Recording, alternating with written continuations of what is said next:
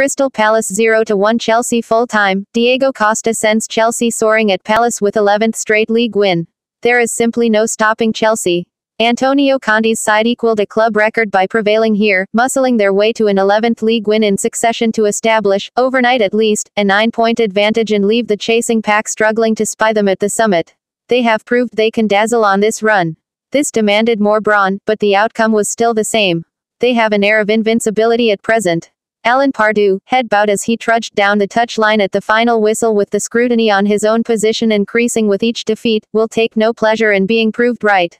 The Crystal Palace manager had suggested Conte's team are looking unbeatable on the eve of this fixture and, for all his own side's ferocious commitment, they could not prize them apart. Palace are cowering near the foot of this division, a team praying for the opening of the transfer window. Chelsea's only regret from this latest victory were the suspensions picked up to key players, though his squad has the depth to cope.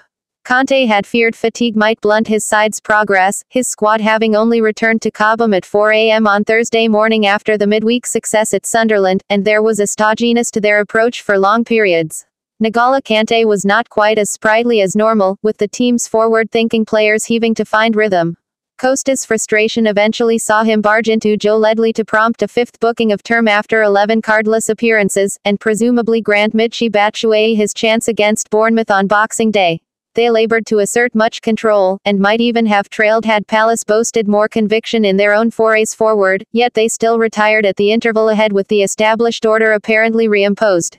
There was a simplicity to the opening goal which rather damned the home side's attempt at defense. Eden Hazard had reclaimed possession and retreated into midfield before urging Cesar Azpilicueta up from centre-half duties on the opposite flank. The Spaniard ambled forward untracked and lofted a centre towards the far post where Costa, eking space from Scott Dan and Martin Kelly, was permitted a free header over Wayne Hennessey to register his 50th goal for the club, and a 6th in 8 games. The goalkeeper was poorly positioned, caught between a desire to intercept the cross or defend his line. The concession felt soft. It was also all too familiar.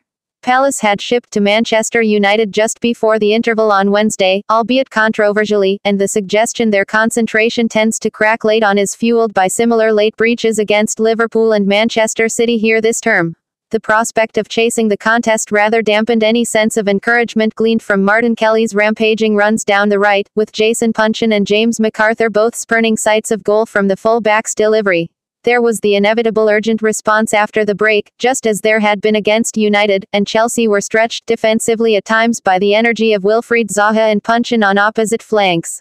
It was a reflection of their nuisance value that Kanté also earned a 5th caution of the campaign for clattering Puncheon on the flank. Yet, increasingly, the more coherent threat was posed by the leaders on the counter-attack. Both Marcos Alonso and the substitute Cesc Fabregas threatened to force them further ahead, while Hennessey did well to turn aside Kanté's skimmed attempt from Victor Moses' pull back. They would go closer still before the end, Alonso belting a free kick onto the underside of the crossbar with Palace increasingly prone, but it mattered not. The celebrations at the end were all Chelsea's, conviction swelling with each win that the title can be theirs.